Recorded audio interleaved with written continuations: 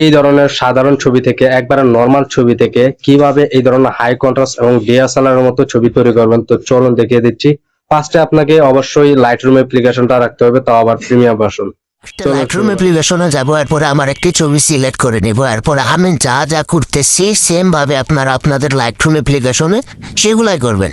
তো আমি ভিডিওতে কথা বলবো না, আপনারা শুধু দেখান আর কাজগুলো শিখে রাখেন। বড় যদি কোনো কিছু না বোঝেন তাহলে পরবর্তী ভিডিওতে ইনশাআল্লাহ মুখে বলে দিব কি কি করতে হবে। তো এই ভিডিওটা পুরোটা দেখেন আর চ্যানেলটা সাবস্ক্রাইব করে রাখুন।